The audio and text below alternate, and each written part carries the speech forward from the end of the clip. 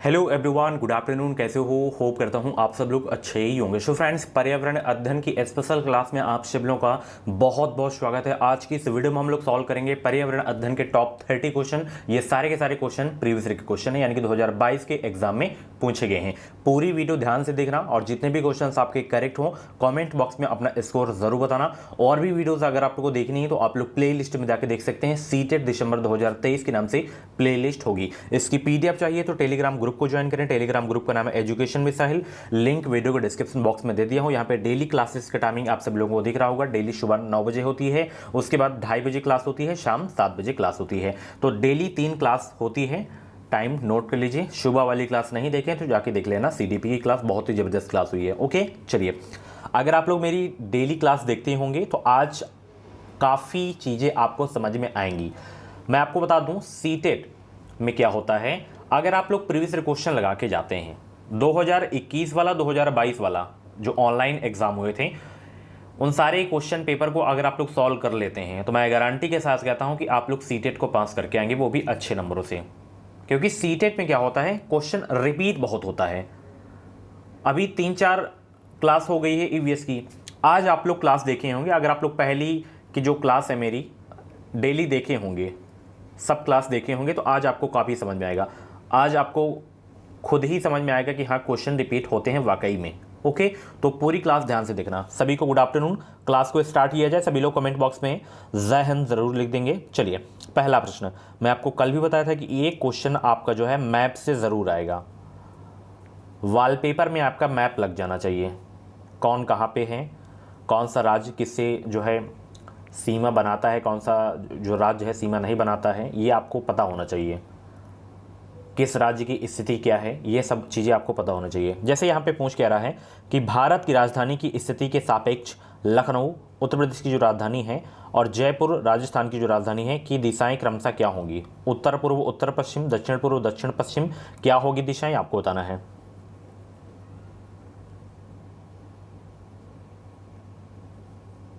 तो दिशाएं जो होंगी दक्षिण पूर्व और दक्षिण जो है पश्चिम होंगी। इसमें यहाँ पे आपका बी वाला बिल्कुल करेक्ट हो जाएगा। अगला प्रश्न देखिए, यहाँ पे बहुत इंपॉर्टेंट क्वेश्चन है, स्टार लगा के नोट कर लेना। कई बार ये क्वेश्चन एग्जाम में पूछा जा चुका है। ओके, ये जब से ऑनलाइन एग्जाम हो रहा है ना, तब से ये ज़्यादा पूछा जा रहा है।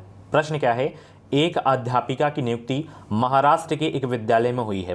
वह भोजन के विषय में पढ़ा रही हैं तथा वह भरली वागी का उदाहरण देती हैं, जो कि एक व्यंजन है जो बना है। ये जो आपका भरली वागी है, ये एक मतलब व्यंजन है खाने का। तो ये जो है किससे बना है, छोटे छोटे भरवा बैगन से, या सादा दाल का दममुक्त से, या जो है ताजी प्रोम फ्रेट मछलियों की मलाईदार व्यंजन से, या आलू फूल गोभी तथा टमाटर की करी से। बताइए सब लोग, भरली वागी ये जो है किससे बनता है भाई, ये जो है छोटे छोटे भरवा बैगन से बनता है। यहाँ पे आपका ए वाला बिल्कुल करेक्ट हो जाएगा। ओके, ये एक जो है महाराष्ट्र में बनाई जाने वाली एक जो है क्या है, डिश है। ओके, तो सभी लोग ऐसे लिख लेंगे, महाराष्ट्र की ये डिश है। ओके, भरली वागी, ये छोटे छोटे भरवा बैगन से बनाया जाता है। इतना चीज़ें आप लोग नोट कर लीजिए।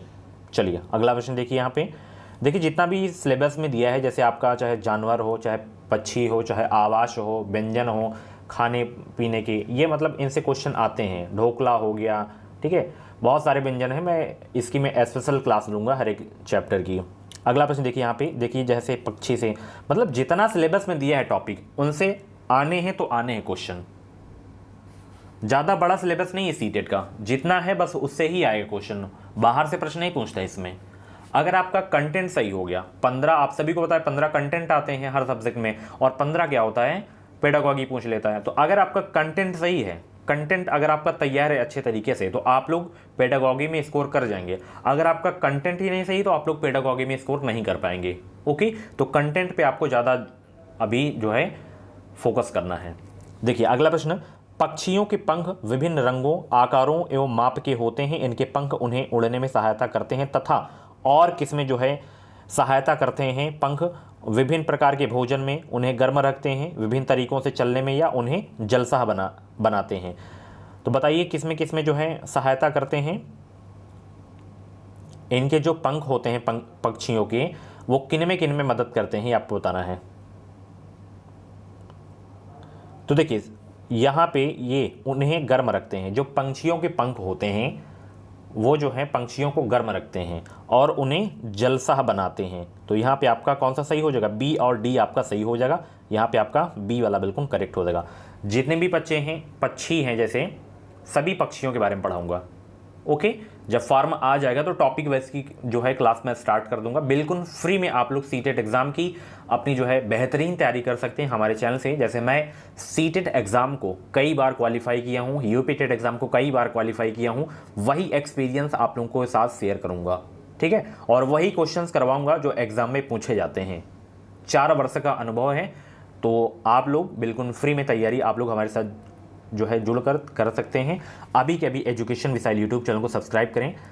चलिए अगला प्रश्न देखिए, यहाँ से पशु से आ गया प्रश्न कि जो पशु अंडे देते हैं उनकी निम्नलिखित में से विशेषताएं होती हैं। जो पशु अंडे देते हैं उनकी निम्नलिखित में विशेषताएं होती हैं क्या? उनके बाहरी कान एवं शरीर पर बाल होते हैं। देखिए, उनके बाहरी कान एवं शरीर पर बाल होते हैं। एग्जाम्पल जैसे मैं यहाँ पे ले लिया, गाय ही ले लिया, गाय। अब गाय भैंस कोई भी ले ली जानवर। अब भैंस है, भैंस के बाहरी कान होते हैं, बिल्कुल सही बात है, बाहरी कान होते हैं। शरीर पर बाल होते हैं, बिल्कुल। तो ये आपका जो है ये किसकी विशेषता है? मतलब जो आपका जो है बच्चा देता है, जो बच्चे देते हैं उनकी ये विशेषता है कि उनके बाहरी कान होते हैं और शरीर पर बाल होते हैं। अब जो पशु अंडे देते हैं उनकी निम्नलिखित में से क्या विशेषता होती है? उनके आंतरिक कान एवं शरीर पर बाल नहीं होते हैं। आप लोग पक्षी में देखिए, चिड़ियों को देखिए, उनमें आंतरिक कान नहीं होते ना ही शरीर पर क्या नहीं होते हैं, बाल होते हैं, ठीक है। सॉरी, यहाँ पे बाल होते हैं होना चाहिए, ठीक है। तो यहाँ पे आपका दूसरा वाला ही सही होगा। इनके जो है आंतरिक कान नहीं होते, शरीर पर बाल होते हैं। अगला प्रश्न देखिए, यहाँ पे उस भारतीय महिला का नाम बताना है आपको जिन्होंने एवरेस्ट पर्वत की चोटी पर जो है कदम रखा और राष्ट्रीय ध्वज तिरंगा गाड़ा, कई फोटो भी खींची। तो उनका नाम आपको बताना है। ये बिल्कुल एनसीईआरटी का फिक्स क्वेश्चन है, हर बार पूछा ही जाता है। तो स्टार लगा के नोट कर लीजिए आप लोग इस प्रश्न को।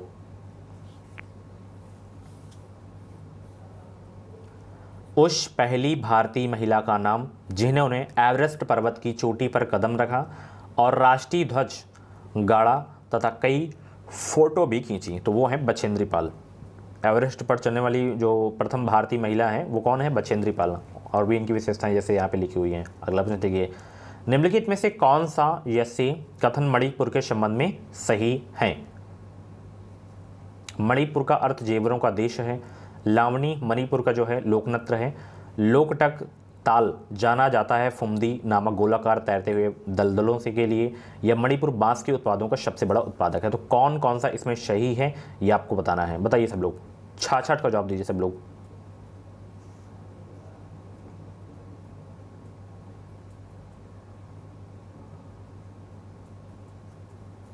सभी को गुड आफ्टरनून, सभी को गुड आफ्टरनून।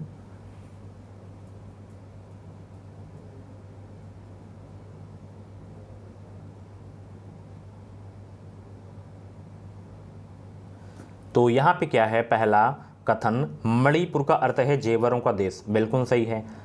अगला क्या है? लावनी मणिपुर का लोक नृत्य है, बिल्कुल सही है। मणिपुर बांस के उत्पादों का सबसे बड़ा उत्पादक है। तो केवल ए बी डी आपका सही है। तो यहाँ पे आपका जो सही होगा ये वाला सही हो जाएगा, ठीक है। चलिए बहुत अच्छे। जो एनसीईआरटी वाले क्वेश्चन होते हैं इनको आपको नोट कर लेना है, ठीक है। चलिए बहुत अच्छे।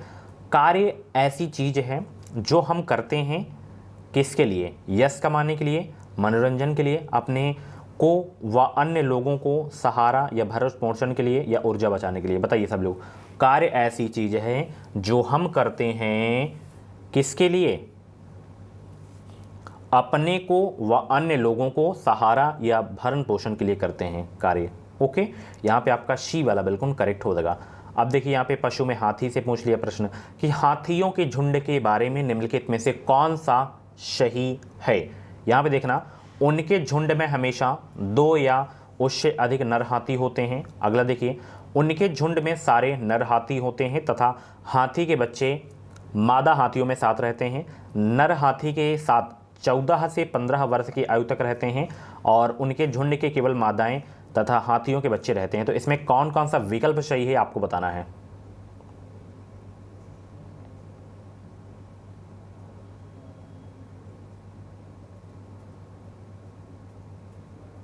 इसमें केवल हाथियों के बारे में यही दोनों कथन आपके सही हैं कि नर हाथी के साथ जो है 14 से 15 वर्ष की आयु तक रहते हैं और उनके झुंड में केवल मादाएं तथा हाथियों के बच्चे रहते हैं। तो यहाँ पे आपका सी डी वाला आपका सही होगा केवल, तो ये आपका तीसरा सही हो जाएगा। ओके, अगला प्रश्न देखिए यहाँ पे कक्षा जो है 5 की पाठ्य पुस्तक में गोलकोंडा किले का मानचित्र दिया गया है। इस पर दाहिने नीचे की ओर एक और जो है पैमाना छपा है। जैसे एक पैमाना 1 सेंटीमीटर बराबर 110 मीटर दिया गया है। यदि इस मानचित्र पर फतेह दरवाज़ा और पटनचेरू दरवाज़ा के बीच की दूरी जो है 15 से 2 सेंटीमीटर है, तो इन दोनों स्थानों के बीच की वास्तविक दूरी कितनी होगी ये आपको बताना है। वास्तविक दूरी आपको बताना है, फटाफट बताइए सब लोग।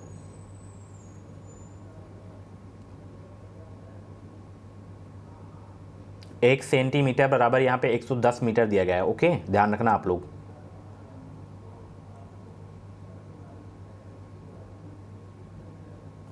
तो यहाँ पे 1 सेंटीमीटर बराबर 110 मीटर है, तो यहाँ पे 15.2 आपका जो है सेंटीमीटर दिया गया है। तो जब इसका मल्टीप्लाई 100 में कर देंगे 110 में, तो कितना निकल के आ जाएगा 1672 मीटर।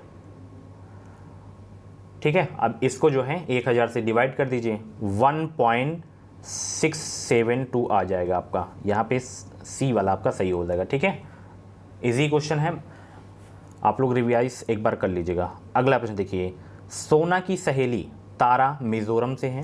तारा को जो है हिंदी बोलने में परेशानी होती है क्योंकि मिज़ोरम में बोले जाने वाली प्रमुख भाषाएं हैं। बताइए सब लोग, मिज़ोरम में बोली जाने वाली भाषाएं कौन सी हैं? आप लोग वीडियो को लाइक नहीं करते हो, प्लीज़ वीडियो को लाइक कर दो सब लोग और शेयर भी कर दो सब लोग अपने स्टडी ग्रुप में, ताकि और सारे लोगों को हेल्प मिल सके, वो भी अपनी फ्री में बिल्कुल तैयारी कर सकें और फार्म आपका 100% आ जाएगा। 5 से 6 दिनों के बाद आपका फार्म आ जाएगा।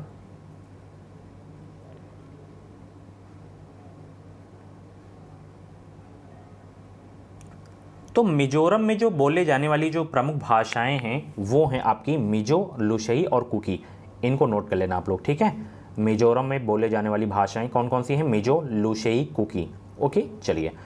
पेट्रोलियम तथा कोयले को जो है अनवीकरणीय ईंधन कहा जाता है क्योंकि ये प्रदूषण फैलाते हैं, यह महंगे होते हैं, यह प्रवाही आचरण के द्वारा प्राप्त किए जाते हैं, यह बनने में कई साल लगते हैं। बताएंगे सब लोग राइट आंसर क्या होगा?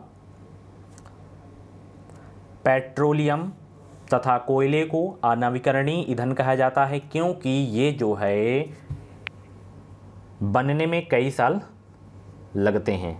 ओके, यहाँ पे आपका डी वाला बिल्कुल करेक्ट हो जाएगा। अगला प्रश्न देखिए, पर्वतारोही अपने साथ ऑक्सीजन सिलेंडर ले जाते हैं क्योंकि उन्हें इसकी ज़रूरत होती है। किस लिए? जो पर्वतारोही होते हैं वो ऑक्सीजन सिलेंडर अपने साथ ले जाते हैं, किस लिए लिए जाते हैं ये आपको बताना है। किस लिए लिए जाते हैं बताइए।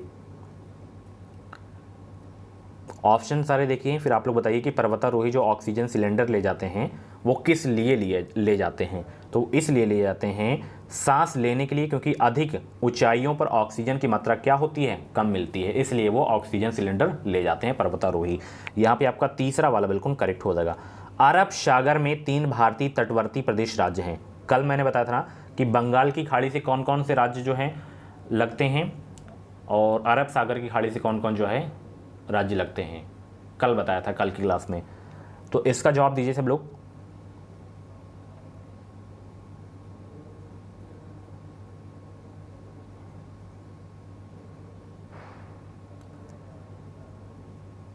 अगर आपको याद ना हो तो ऐसे याद करना, जितने भी आपके जो हैं समुद्री प्रदेश हैं,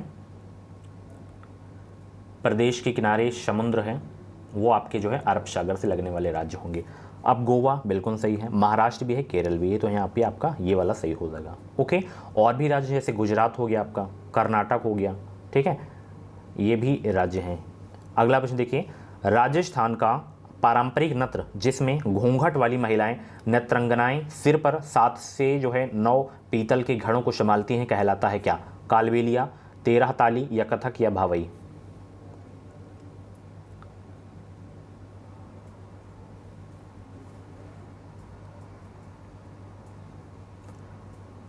वो कहलाता है भवाई कहलाता है। क्या कहलाता है? भवाई कहलाता है। अगला प्रश्न देखिए, यहाँ पे अगला प्रश्न आ गया है मधुबनी।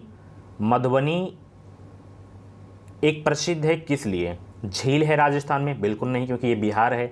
बिहार की शॉल है? नहीं। आंध्र प्रदेश की बनी हुई साड़ी है? नहीं। बिहार की एक प्रकार की लोक कला चित्रकारी है? बिहार का एक स्थान है। तो ये आपका डी वाला और ई वाला आपका सही होगा। बिहार की एक प्रकार की लोक कला चित्रकारी है ये, ठीक है। और बिहार का ये एक स्थान भी है मधुबनी। तो यहाँ पे डी ई आपका सही होगा। तो यहाँ पे चौथा आपका सही हो जाएगा। मधुबनी के बारे में अच्छे से मैं आपको बताऊँगा। मधुमक्खी पालन भी बिहार में होता है। ओके, मधुमक्खी पालन का जो सबसे अच्छा समय होता है, माह जो होता है, अक्टूबर से दिसंबर होता है। ये अभी 20 अगस्त वाले में पूछा गया था। तो आप लोग परेशान मत होइए कि कहाँ से हमारी तैयारी होगी। अभी आपको नहीं समझ में आ रहा है कि हमें क्वेश्चन नहीं समझ में आ रहा है, तो आप लोग चिंता मत करिए। पूरा मैं टॉपिक वाइज जब पढ़ाऊंगा तो आपको बहुत अच्छे तरीके से समझ में आएगा। बस आपको अभी करना क्या है, डेली क्लास देखना है, बस डेली क्लास देखना है। ओके, इससे आपकी हैबिट पड़ जाएगी क्लास देखने की और समझ में भी आने लगेगा। 4-5 दिन अगर आप लोग मेरी क्लास देखे होंगे तो अब आपको जो है समझ में आने लगा होगा कुछ कुछ। अगला प्रश्न देखिए, शोभित किताब में एक जो है चित्र देखता है। अब ये पेडागॉजी के प्रश्न है। शोभित किताब में एक चित्र देखता है जिसमें लड़कियों को गोटियां खेलते तथा जो है लड़कों को क्रिकेट खेलते हुए दिखाया जाता है।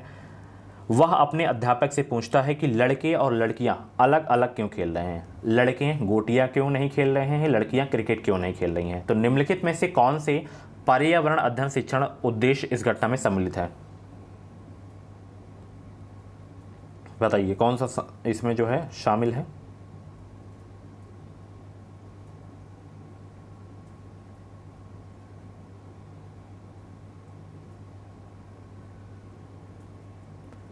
तो इसमें देखिए आपका सम्मिलित है ये वाला, उच्च स्तरीय आलोचनात्मक सोच विपरीत करना और अवलोकन और चित्रण के आधार पर समझ विकसित करना और जो है सामाजिक घटना के बारे में जिज्ञासु बनाने के लिए संज्ञानात्मक क्षमता विकसित करना।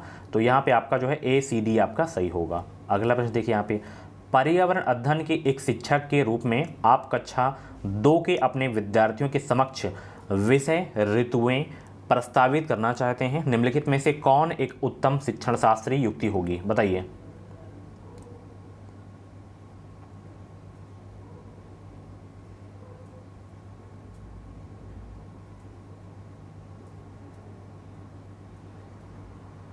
तो ऋतुओं के विषय में रुचि का जो है विकास करने के लिए भोजन की आदतों, पहनने के वस्त्रों और संदर्भित स्थानीय साहित्य का उपयोग करना, ये आपका सही हो जाएगा। ओके, चलिए अगला प्रश्न देखिए यहाँ पे, निम्नलिखित में से जो है कौन सा कथन आकलन की प्रकृति की सही व्याख्या करते हैं? कौन कौन से वो कथन हैं जो आकलन की प्रकृति की सही व्याख्या करते हैं? ये बताइए सब लोग, कौन कौन से वो कथन हैं?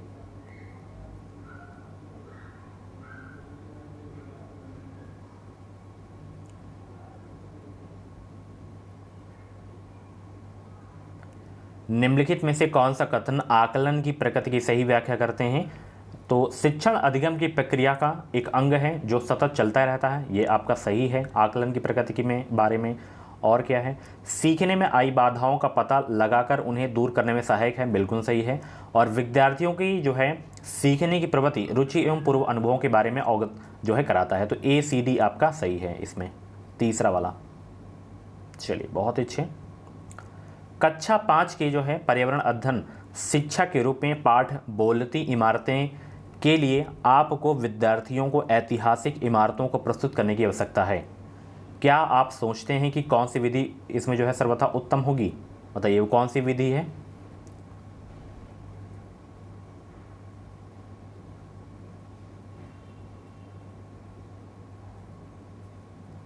कक्षा 5 के पर्यावरण अध्ययन शिक्षा के रूप में पाठ बोलती इमारतें के लिए जो है आपको विद्यार्थियों को ऐतिहासिक इमारतों को प्रस्तुत करने की आवश्यकता है कि स्थानीय ऐतिहासिक इमारतों का भ्रमण और तत्पश्चात उन पर चर्चा, यही आपका सही हो जाएगा। ओके, चलिए और भी अगर आप लोगों को जो है क्लासेस देखनी है 20 अगस्त 2023 वाला पेपर आपको देखना है तो आप लोग प्ले लिस्ट में जाइए, उसमें आपको जो है वीडियो मिल जाएगी, उसकी PDF इकट्ठा आपको मिल जाएगी टेलीग्राम ग्रुप पे। ओके, टेलीग्राम ग्रुप का नाम है education with Sahil, link video के डिस्क्रिप्शन बॉक्स में दे दिया हूँ।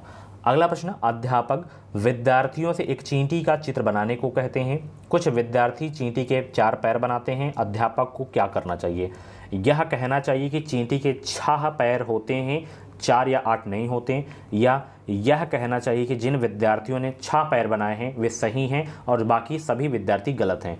या जो है उन्हें चींटी का चित्र दिखाकर पैरों की संख्या देखने के लिए कहना चाहिए, या उन्हें आकर्षक लेंस देकर चींटी के पैरों की संख्या को देखने के लिए कहना चाहिए। तो कौन सा सही होगा उत्तर बताइए सब लोग।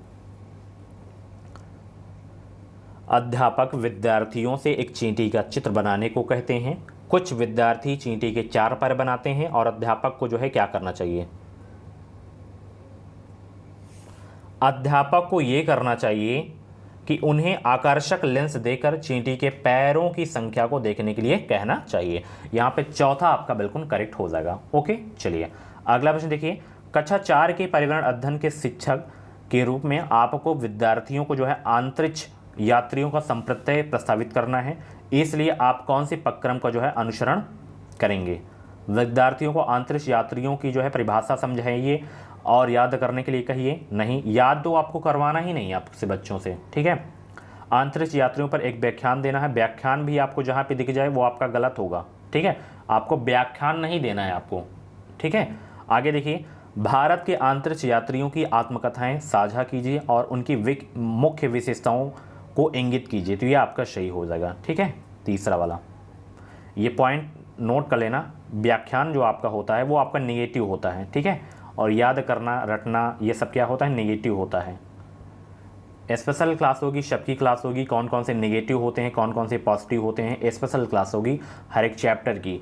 जिनसे ज़्यादा क्वेश्चन पूछे जाते हैं वो लास्ट में करवाऊंगा। तो आप लोग सब्सक्राइब करके जुड़े रहें, हमारे चैनल से आपको निश्चित ही मदद मिलेगी, बिल्कुल फ्री में आपको कंटेंट दिया जाएगा। अगला प्रश्न है, यश ने अपने अध्यापक से पूछा, कुछ भोजन उत्पादों के पैकेट पर हरे गोले क्यों हैं जबकि कुछ भोजन पर उत्पादों के पैकेट पर लाल गोले बने हैं। अध्यापक समझाते हैं कि हरे गोले शाकाहारी खाने तथा लाल गोले जो होते हैं मांसाहारी खाने को सूचित करते हैं। अध्यापक ने विद्यार्थियों को विभिन्न भोजन उत्पादों को पैकेट देखकर उन्हें शाकाहारी अथवा मांसाहारी में सूचीबद्ध करने को कहा। इस गतिविधि में निम्नलिखित में से कौन सी प्रक्रियाएं शामिल हैं? पहचान, कल्पना, पूर्वाग्रह या वर्गीकरण करना। आप लोग भी आज देखना, जो 2 गोले बने रहते हैं उसमें आपके एक हरे गोले रहते हैं और एक लाल गोले, ठीक है। बताइए सब लोग, हरे गोले शाकाहारी को और लाल जो गोले होते हैं वो मांसाहारी को दर्शाते हैं। तो यहाँ पे कौन सी प्रक्रियाएं इसमें जो है शामिल हैं डियर? इसमें जो है पहचान करना और वर्गीकरण करना आपका हो जाएगा। तो ए डी आपका सही हो जाएगा। अगला प्रश्न देखिए, यहाँ पे एक पर्यावरण अध्ययन शिक्षा के रूप में अपने विद्यार्थियों को पर्यावरण से संबंधित समकालीन मुद्दों से परिचित करवाना है। निम्नलिखित में से आप किसे प्राथमिकता देंगे? विद्यार्थियों को समाचार चैनल देखने के लिए कहेंगे, या जो है विद्यार्थियों को घर पर समाचार पत्रों का जो है ग्राहक बनने के लिए कहेंगे, या कक्षा में संबंधित लेखों का उल्लेख करेंगे एवं उनको साझा भी करेंगे, या घर पर समाचार पत्र पठन को सुनिश्चित करने के लिए माता पिता से बात करेंगे। 83 का जवाब दीजिए सब लोग।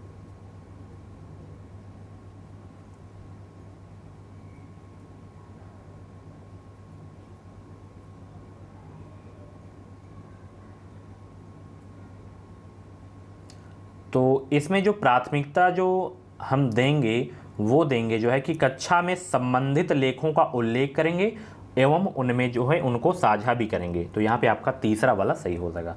अगला प्रश्न देखिए, यहाँ पे जॉन अपने हाथों की सहायता से जंतुओं की परछाई बना रहा है और वह विद्यार्थियों से यह अंदाजा लगाने को कहता है कि परछाई में कौन सा जानवर बन रहा है। इस गतिविधि में निम्नलिखित में से कौन सी प्रक्रियाएं शामिल हैं?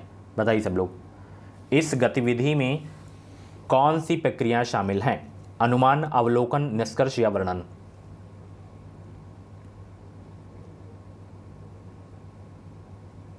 चौरासी का डी आपका सही हो जाएगा, वर्णन। अगला प्रश्न देखिए, यहाँ पे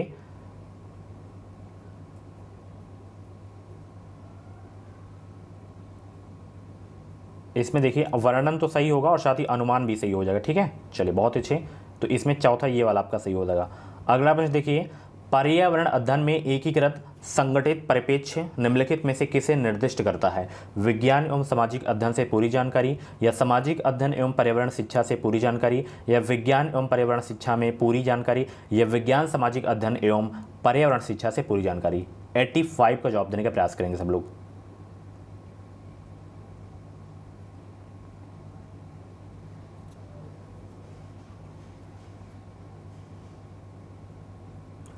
पर्यावरण अध्ययन में एकीकृत संगठित परिप्रेक्ष्य निम्नलिखित में से किसे निर्दिष्ट करता है? तो ये निर्दिष्ट करता है विज्ञान, सामाजिक अध्ययन एवं पर्यावरण शिक्षा से पूरी जानकारी। आपका चौथा वाला बिल्कुल करेक्ट हो जाएगा। अगला प्रश्न देखिए, रीनी ने अध्यापक से पूछा कि पौधों के तने गोल क्यों होते, चौकोर क्यों नहीं? अध्यापक को क्या करना चाहिए? अध्यापक को विद्यार्थियों से जो है कहना चाहिए कि वे इस बारे में उच्च कक्षाओं में सीखेंगे, या अध्यापक को जो है विद्यार्थियों को समझाना चाहिए कि गोल तने का कारण गुरुत्वाकर्षण है, या अध्यापक को विद्यार्थियों से तने के गोल आकार होने के कारण सोचने के बारे में कहना चाहिए, या अध्यापक को विद्यार्थियों को बाग में घूमने ले जाना चाहिए तथा विभिन्न तनों के आकार देखने के लिए कहना चाहिए। तो बताइए कौन कौन सा इसमें सही होगा कथन?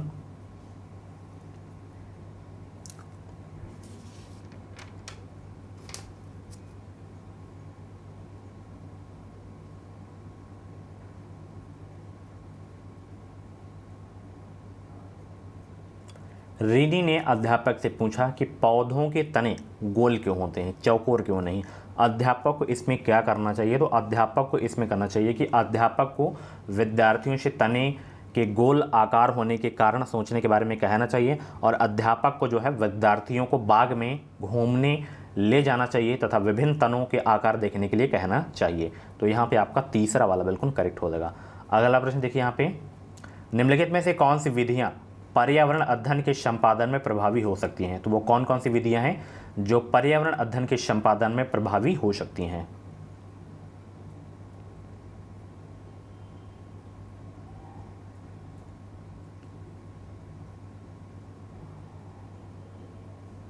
तो वो विधियां हैं भूमिका निर्वहन और कहानी सुनाना।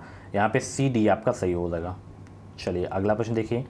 अगला प्रश्न है, एक पर्यावरण अध्ययन अध्यापक विद्यार्थियों को उसकी मम्मी का वर्णन करने वाली कविता लिखने को कहती हैं। पम्मी अपनी जो है कविता पढ़ती हैं।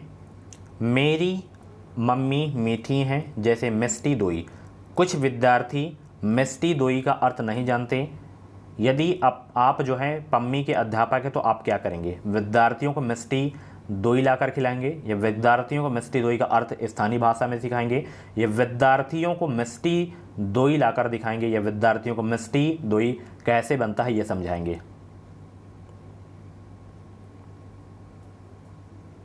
तो मिष्टी दोई का अर्थ नहीं जानते हैं बच्चे, तो उनको जो है विद्यार्थियों को मिष्टी दोई का अर्थ स्थानीय भाषा में उनको जो है बताएंगे। ठीक है, दूसरा वाला आपका बिल्कुल सही हो जाएगा। अगला प्रश्न देखिए, यहाँ पे प्राथमिक स्तर पर एक अच्छे पर्यावरण अध्ययन के पाठ्य चर्चा की विशेषता है कि विद्यार्थियों को नए उत्पादों का आविष्कार में लगाना, या ज्ञान अर्जित करने पर केंद्रित होना, या विद्यार्थियों में सामाजिक भावनात्मक कौशलों को विकसित करना, या विद्यार्थियों को जीविकोपार्जन में सहायता करना। 89 का जवाब देने का प्रयास करेंगे यहाँ पे सभी लोग। वीडियो को लाइक कर दें, शेयर कर दें सब लोग। तो यहाँ पे आपका तीसरा वाला सही हो जाएगा कि विद्यार्थियों में सामाजिक भावनात्मक कौशलों का विकसित करना। ओके, चलिए लास्ट क्वेश्चन। पर्यावरण अध्ययन में समूह चर्चा कराना चाहिए, इससे सार्थक ज्ञान का निर्माण होता है। निम्नलिखित में से कौन सा कथन इस तथ्य की जो है सर्वोत्तम व्याख्या है?